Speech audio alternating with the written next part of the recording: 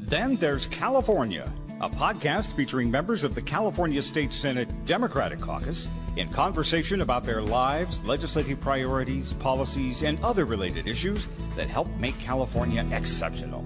From the state capitol in Sacramento, I'm Brian Green. The last time we spoke to our guest for this episode, State Senator Stephen Bradford, it was last year in the early days of a pandemic June 2020, when the nation, and by extension the world, was freshly reeling over the visceral and shocking murder on the Memorial Day weekend a few days before of a black man, George Floyd, on the streets of Minneapolis, choked at the knee of a Minneapolis police officer. And you may remember in the moments and days and weeks and months following the release of that 9.5 minutes of brutal video that we all remember, showing Officer Derek Chauvin with his knee flattened into George Floyd's neck, there were not only the reflexive cries of Black Lives Matter or no justice, no peace from those who had been fighting racist police brutality for decades, but in the wake of this particular instance of police murder, the reaction just seemed different. To many brothers and sisters of color, it felt as if others, especially white people with some agency and some corporate money behind them, actually were now paying attention and maybe cared about the widespread oppression and racism that black people have been exposed to for centuries. But after a few months, nationwide protests began to decline. Calls for defunding the police began to fizzle out. Sports teams stopped kneeling. The billions of dollars earmarked in the name of social justice were not being spent.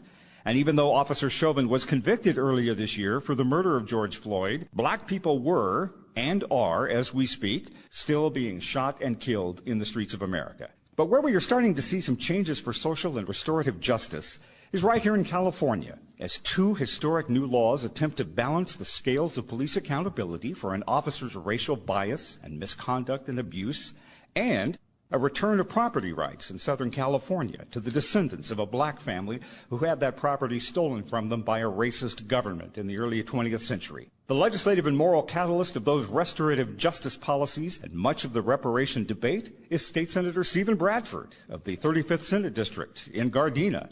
He's chair of the Legislative Black Caucus, and before he came to the legislature as an assembly member and now as senator, Mr. Bradford was the first African-American elected to the Gardena City Council, and he is now also a legislative appointee to the recently convened California Reparations Task Force. The California legislature is done for the year and not back formally until January, but Senator Bradford is right here in Sacramento for legislative business today, and he's here to come talk to us about and reflect on this extraordinary but hard-fought year in this fight for justice. Nice to see you again, Senator Bradford. Welcome back to Then There's California. Thank you for the invitation. How are you?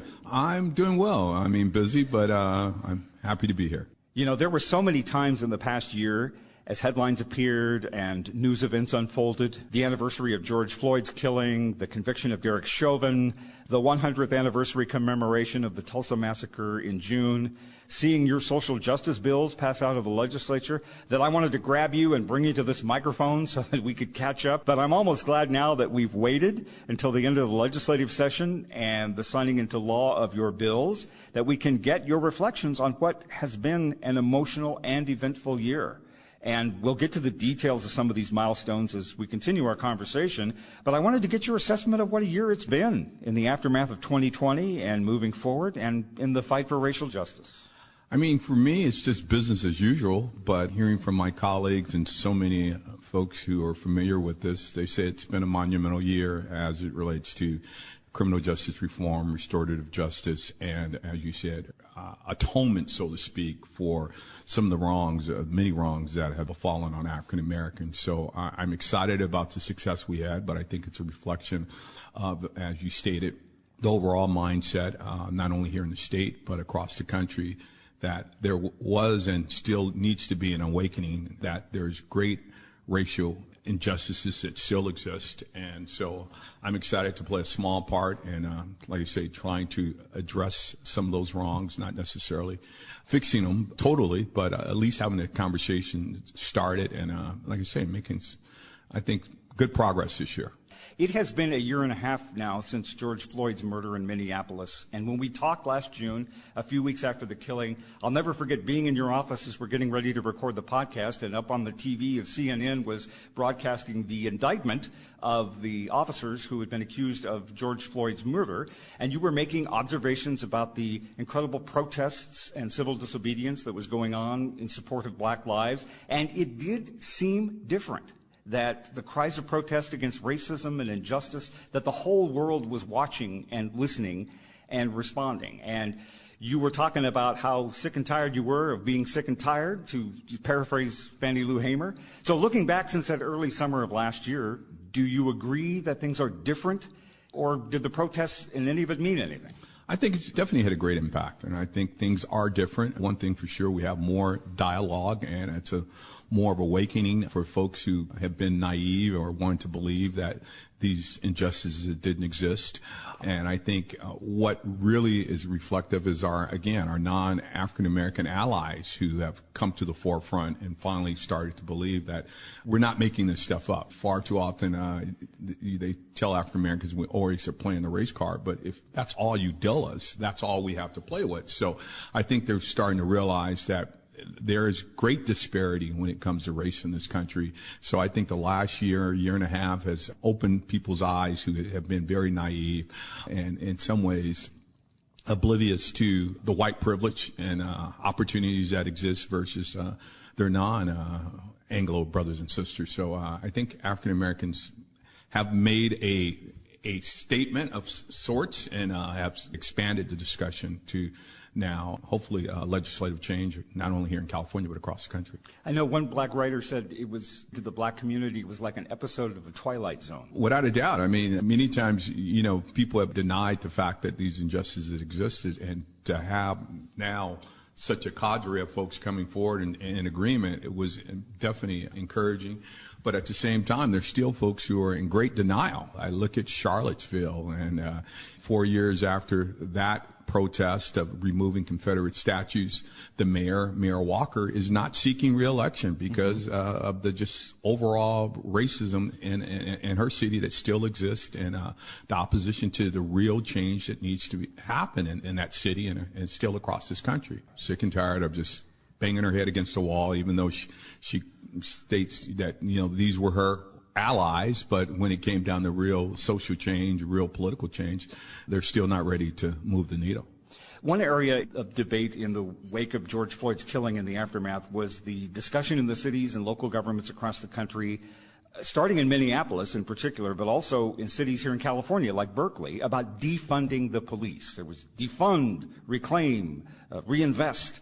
And police chiefs were resigning, and local councils were deciding if there was a better, less harmful way to use these law enforcement resources. So that was last year. And this year, as we wrap up 2021, cities across America are actually restoring funding to their police departments. And in some cases, they're even increasing the funding as they deal with an increase of homicides and murders in their cities.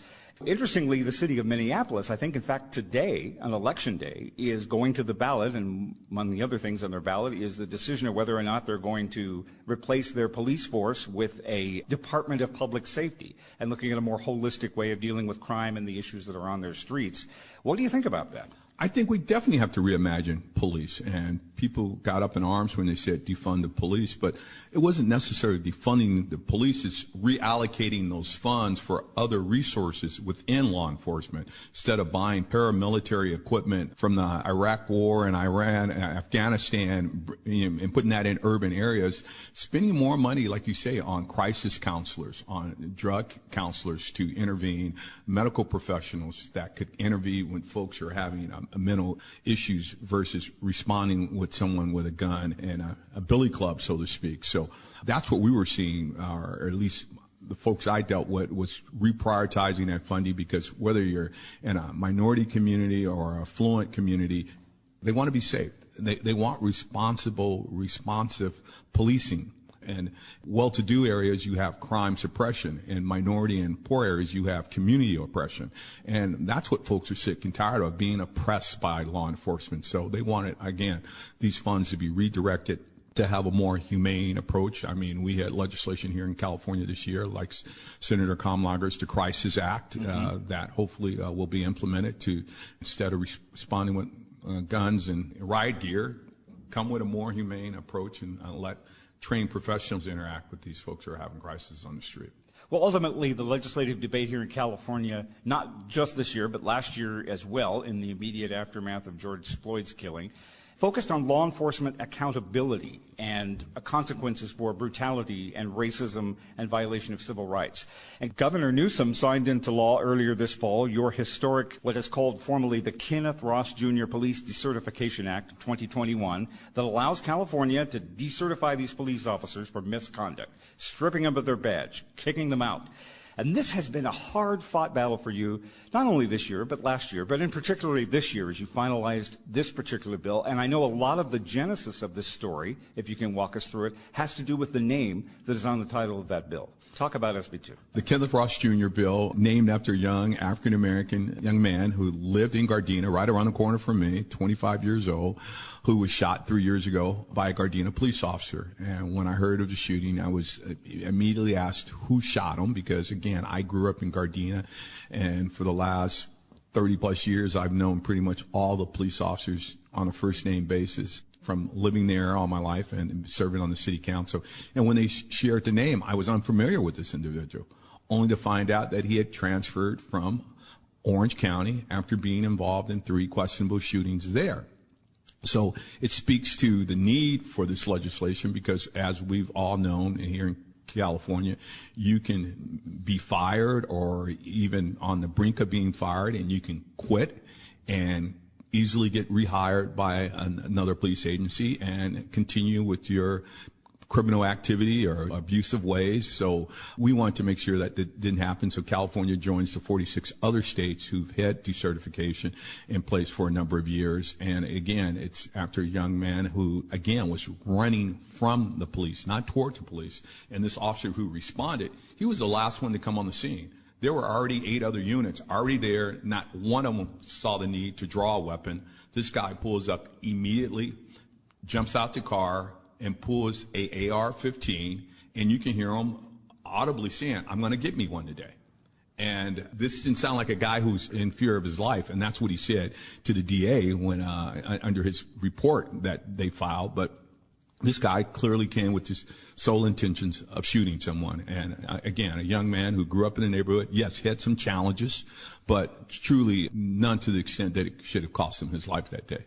So there's an accountability task force of sorts that would determine this, that would take each case on its merits, if you will, and make a decision of what happens to this officer involved. Through SB2, yes, we would have a first Post would have opportunity, police officer standard and training would review these cases. Also, it would be a civilian review panel made up of 9 individuals, 2 of those whom are law enforcement, who can also make recommendations to Post to look at whether an individual should be decertified. And we even added another caveat to it, to not just straight decertification, you could suspend. So to help tap down some of the opposition to the bill, we watered it down and afforded suspension. So yes, it would be 2 bites at the apple, first through Post. Well, really 3, because the local agency would first look at it. Many people felt it was going to usurp the power of the local agency. No, the local agency has the first bite, but if they chose not to do something and these acts were egregious enough to raise to attention, it would be forwarded on to Post. Post would review, and again, this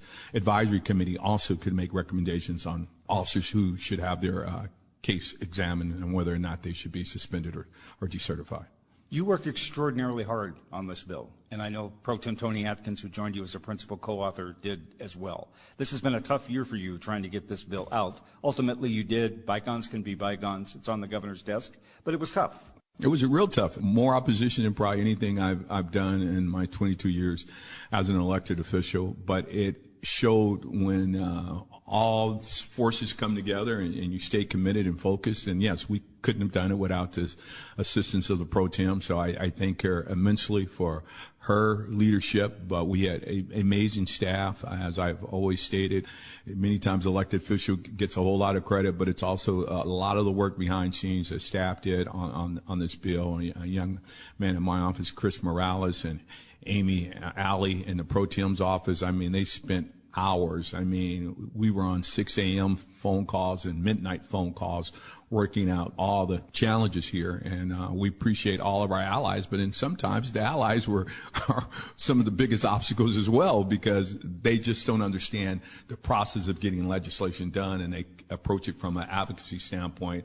And sometimes, as you're seeing in Washington, it takes a little bit of compromise. So it was a lot of hard work, but at the end of the day, worth every bit of time and energy that we put into it. Well, bygones being bygones notwithstanding, did it bother you that even with the bill signed into law, the police unions from some of the big cities here in California have said, you've been defeated. Steve Bradford's been defeated. They are victorious in opposition because your biased panel, quote unquote, has zero authority in this? They have recommendation. I mean, the panel still has recommendation, and they're going to try to claim victory any which way they can. But if this was not an effective bill, they still wouldn't have been opposing it to the end. They never came on board and supported the bill. So that's their soundbite to make them feel good. I have met with law enforcement since signing, and those who are courageous enough to have a conversation says they welcome this opportunity, because good law enforcement, they want to have a means of getting rid of bad officers just as much as people in the community do. So it was a great victory. So they can have their soundbite and try to justify to their membership that we lost, but at the end of the day, no, we won. And just some of the encounters that I've had with law enforcement since then, who are still mad. They wouldn't be mad if had we really lost. I mean, I had a stare down with a law enforcement a couple of weeks ago to the point that he made me get up from his table and move. Wow. Yeah. So, wow. so yeah, if we had lost, he would have probably said, have a seat and let me bring you something. That wasn't the case. Wow. Okay. So you feel that anger, that frustration. It still exists. It still exists. And, sure. We've heard it even from some elected officials who have failed to recognize it. I mean, even so, I was confronted by a resident in my city, somebody who I've known for over 40 years, and walked up to me a couple of weeks ago and says, when are you going to stop doing such bad bills? And I'm like, okay. Oh my gosh. If getting rid of bad cops is bad bills, and then I'm going to continue to do it. Well, this is historic legislation. In fact, the date of September 30th, 2021, as one writer put it, said that this was actually, it was a good day for black Californians, that black people in this country, as she put it, don't get many good days, but September 30th was a good day because that was the day that Governor Newsom, in the morning, right there in your own hometown of Gardena, signed this police accountability bill into law, and then you and the governor had to hustle out to Manhattan Beach for the afternoon, where he signed another historic and restorative measure that you have authored, bringing justice to the family who originally owned the property called Bruce's Beach. Mm-hmm. So the story behind this bill and the healing and the correction that it brings, not only to the Bruce family, but really to every black American who wants a piece of the American dream like everybody else has, but seen that dream deferred in racist ways, it's extraordinary, again. So tell us about Willa and Charles Bruce and their original claim to this property there in Manhattan Beach and what your bill does to right this. Willa and Charles Bruce was just like any American couple who believed in the American dream, wanted to start a business, and acquired this property in 1912 for a little over $1,200 and opened up a lodge, a cafe, a dance hall, so African Americans could recreate at the beach, adhering to those laws that were in place, those Jim Crow laws, separate but equal, and catered to African Americans. And from the day that the lodge opened its doors and started providing service, it was overwhelmingly successful. And due to that just great success, it infuriated and pissed off a lot of the white residents in Manhattan Beach. I mean, it was so successful, I should say, that even 6 other black families acquired property in the surrounding area as well. Really? So it was not just the Bruces who lost property due to this racist act. It was 6 or 7 other families who, had moved there and bought homes and also opened up some sort of business opportunities in the area. So it speaks volumes to the number of African Americans who not only lost property but was denied ownership during that period of time, and many people were totally unaware of the story. So we appreciate not only restoring this property, but telling the story. And it's not unique.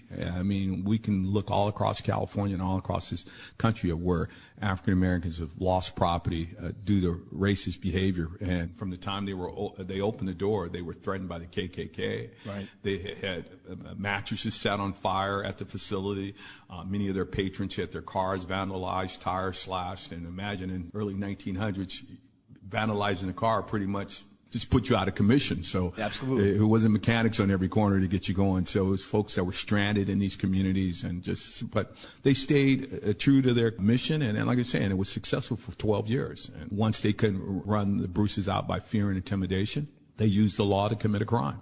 And they used eminent domain under the guise of needing to build a park that was not built for over 40 years after acquiring the property, and it only was then established because of fear of a lawsuit that they hadn't lived up to what they were supposed to do, that a park was ever built. And it was not much of a park. If you ever go there, it's like 2 benches and a basketball court, and it's not even a bathroom on site. So not any park that we're familiar with. Is the family, or the descendants, is it still their intention to keep the property in the family? Are they going to hang on to it? Or is there a fear, not to be cynical, but is there a fear that it could be taken away from them again? There is that fear, and right now the intentions are to continue with a land lease. In 1995, the state deeded the property over to the county. Right. And what SB 796 does was simply remove the restrictions that we placed on the property when we deeded it over to the county in 1995 to say how the property can be used. So by removing those restrictions, now we're affording the county to return it back. But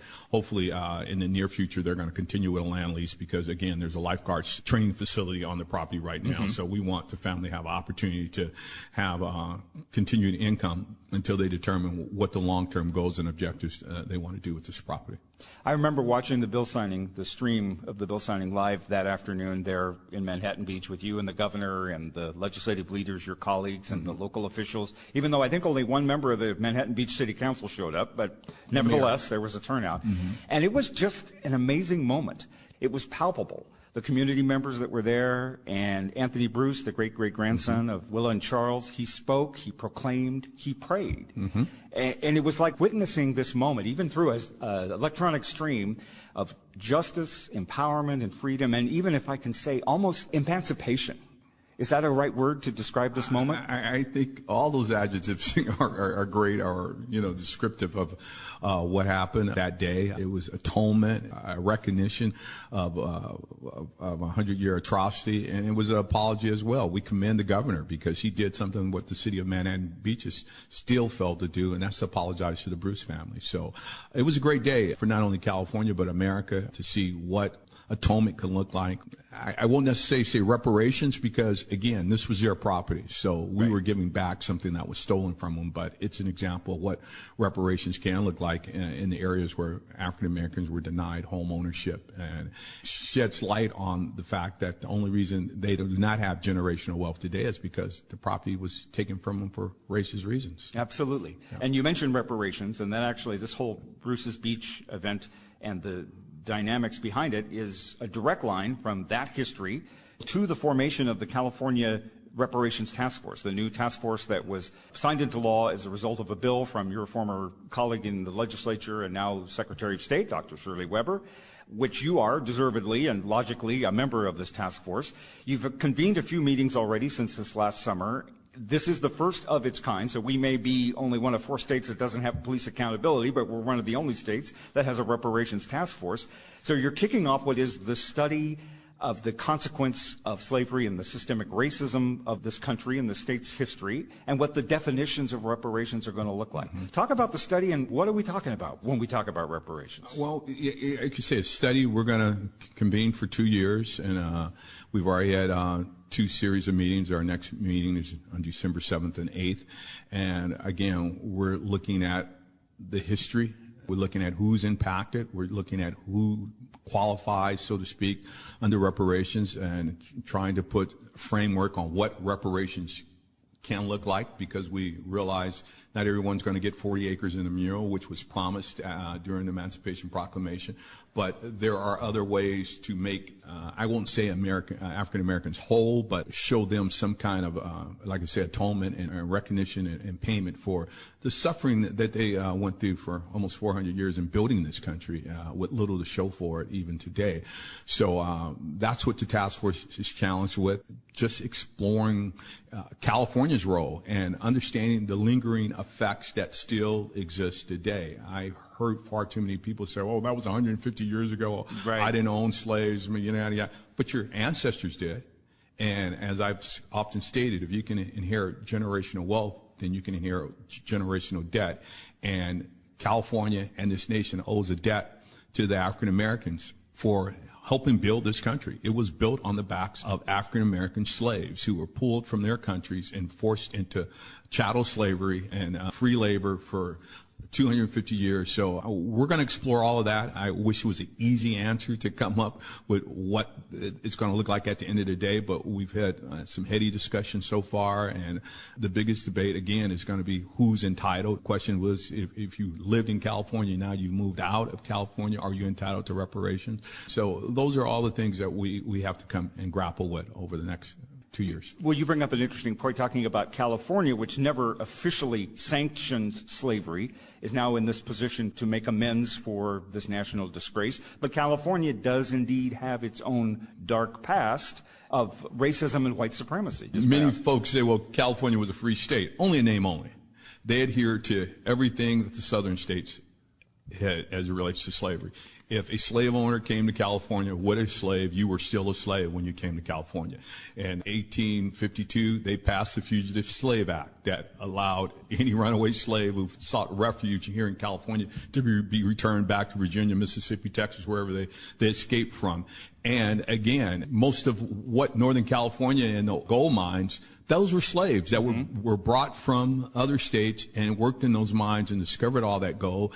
So, no, California has a debt, and they don't enter this with clean hands whatsoever. Again, they keep hiding under the moniker that we were free. But no, only in name, but not in action. So California has a dark past, and in many ways worse than some of the southern states, because in the southern states, you knew what you were dealing with. It was very overt. The racism here in California that still exists today is very covert, but it's real nonetheless. When you talk about restrictive covenants, redlining, all those things that we're still addressing today, zoning. I mean, Pro Tem Atkins had a bill dealing with single-family residents and the number of people who were outraged that you would allow a multifamily unit to be built next to a single-family unit. But if we knew the history of single-family zoning, it was a response to after eliminating restrictive covenants. Right. Well, here we are in California setting the example to the rest of the nation. Reparations has been brought up and turned down in the federal government many times. Why? Because America is a liar, and they're in denial. And until America realizes that the foundation of this country was built on racism, DNA is in the whole founding of this country. When you look at the Constitution identifying African Americans, 3/5 of a human being, and Native Americans just trying to annihilate them off the face of the earth. America's challenge in looking themselves in the eye. And that's why now you're having this discussion over the last couple of months about critical race theory. Critical race theory is no more than teaching history. And for some reason, they don't want the history to be taught. Oh, it's about white guilt. No, it's not. It's about telling the truth about what this country has done to people of color, not just African Americans, but our Latino brothers and sisters, our Asian brothers, and especially our Native Americans. Well, you've seen how radical that debate has become. It's almost like people are not ready for that discussion or that acknowledgement. Isabel Wilkerson, the Stanford professor who wrote the impactful book last year called Caste, an amazing book. And she said Americans are loath to talk about enslavement because what little we know about slavery pushes against the perception of our country as a just and enlightened nation. She says we refer to slavery as a sad, dark chapter, as you say. Let's move on. But it was our social order. Slavery was our country. America would not be the country that it is today if it wasn't for slavery. The whole agricultural industry was built for 200 years on free labor, and even after the 13th Amendment, it continued on with the incarceration of black people for simply vagrancy. When you freed a slave and he had nowhere to go, he or she had nowhere to go, they start arresting them for loitering and vagrancy that didn't even exist on the books until after they were free. The whole chain gang was a continuation of free labor. So this country would not be who it is today and who we are today if it wasn't for the exploited labor of black people in this country. And for some reason, they don't want to hear the truth. And it's the reality of who we are as a country. Well, that brings up another good point. Isabel Wilkerson also echoes some of the opinions of many social justice advocates and others who say that we need the formation of a Truth and Reconciliation Commission so that every American can know the full history of our country, not unlike what was created in South Africa in the wake of apartheid when it was being dismantled.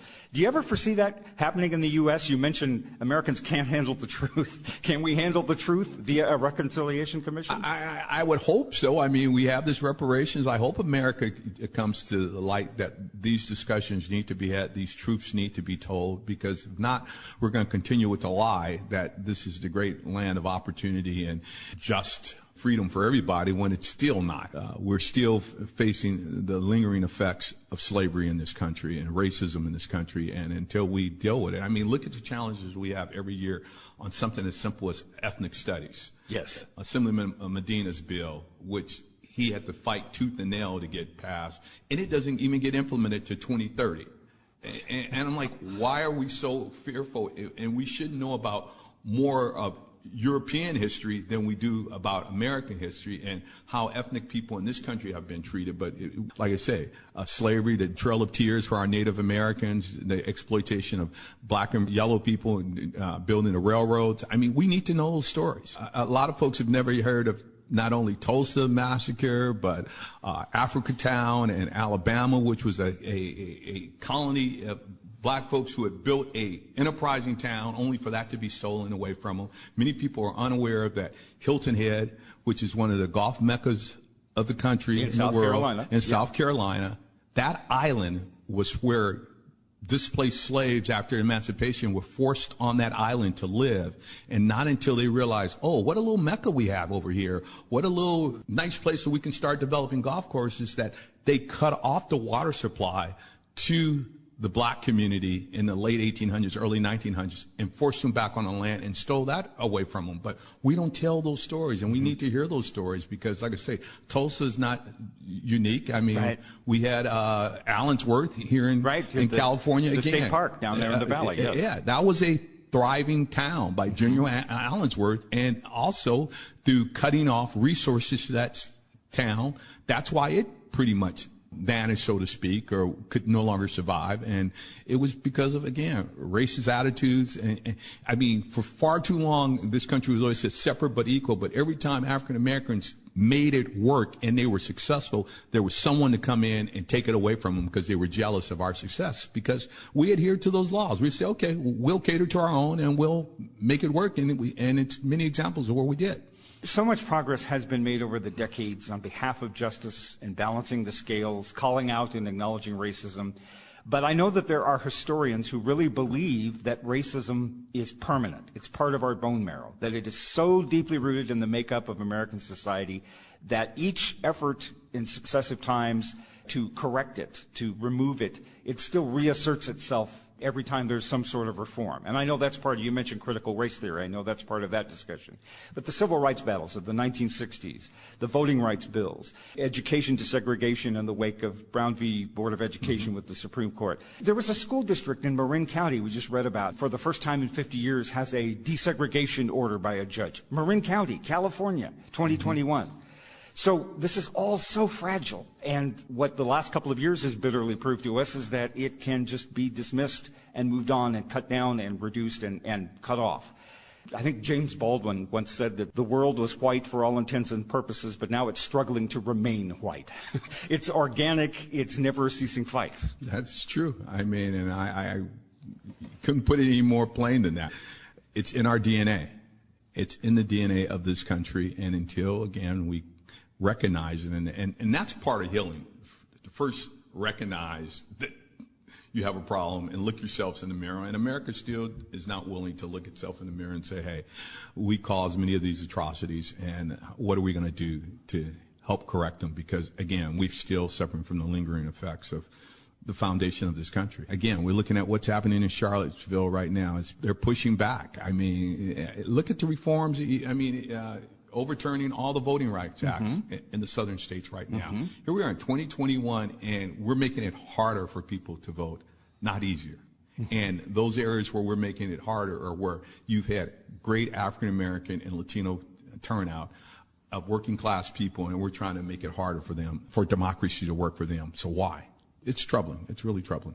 Well, in the meantime, going back to your legislative work this past year, there was a report from the PPIC, the Public Policy Institute of California, that just came out within the last week or so that says black people in California are more than 3 times likelier than members of other racial groups to be seriously injured or killed in encounters with police.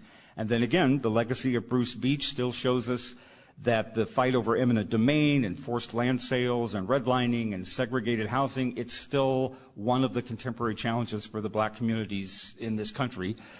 You and your colleagues still have a lot of work to do. Still have a whole lot of work to do, but I'm excited about the opportunity, and I'm hoping that my colleagues, as we continue on this fight, put down some of their resistance to this change and come to grips with there's much work to be done in this area, and we have to do it in a collaborative approach. You know, it can't be continue these one-offs, but we have to come to the realization that we still have problems even in a great state like California, a state that in many ways professes to be so progressive and liberal, but are stuck in many of the horrible traditions that have that have existed all across this country. So it's a fight that I'm willing to take on and continue because, as you stated, still much work to be done in this space. Well, what is part of your legislative fight here as you come back in January for 2022? You're going to pick up, fill in some blanks from this year's legislation? What do you want to do? I think there still needs a lot of work done in this criminal justice reform, just as you stated in the report, the fact that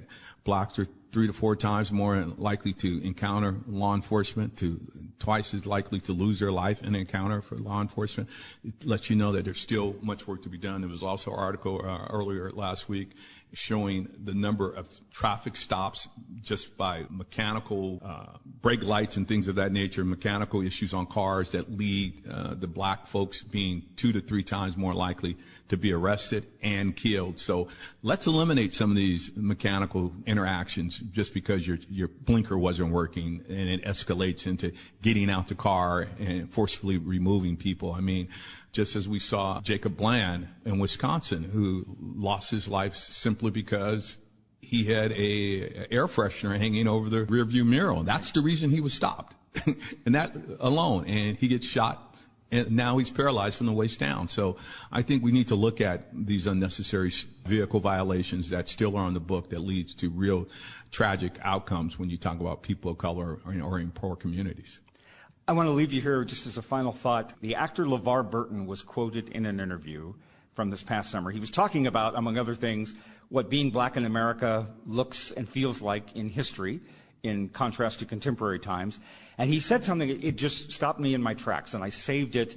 It didn't surprise me, but its profundity, how profound it was, really humbled me. And he said, "One could not achieve a status lower in society than to be born black in America. That means everything is on the order of ascendancy. That is the raison d'etre, as he said it. That's why we exist, to rise, to rise, to rise to the point where our humanity is recognized, to rise to our fullest level of potential in spite of the knee on our backs." What do you say to that? Without a doubt. Maya Angelou, we must rise, and Yes. we continue to rise. And it's a shame that we start at the bottom of everything. But despite those challenges, individually and collectively, we find a way to rise. And I think people need to recognize the resilience of African Americans in this country. But I think Ms. Burton hit the nail on the head. I mean, it's the reality of where we start. We start 10 paces back in every race, in every situation, be it health disparities, education, housing, criminal justice, employment. We start at the back of the pack. So we have to find a way to, like I say, not only fight our way to the front, but rise to the top. But the cream always rises. Senator, it's great to talk to you. Thank you for helping California continue to rise, your hard work on these extraordinary bills, and I hope we can do this in the new year, sooner than later, have you back and catch up on the work that you're doing here in California. So thank you very much for your time here on Then There's California. Thank you for having these needed discussions. So Absolutely. Thank you for the opportunity. Absolutely. Good to see you, and happy holidays to you. Likewise. And that is a wrap for this edition of Then There's California. We're a production of the California State Senate Democratic Caucus, with technical assistance and great ideas from Martin Ashley, Bob Brulte, Brian Shadden, Rainier Sabiniano, Gunjan Patel, Maclina Woods, Lisa Murphy, Ricardo Sainz-Ion, and the graphic design artistry of Tim Davis. On behalf of State Senator Stephen Bradford, representing the 35th Senate District from Gardena, California, the chair of the California Legislative Black Caucus, I'm Brian Green at the State Capitol in Sacramento. Thank you for listening to Then There's California.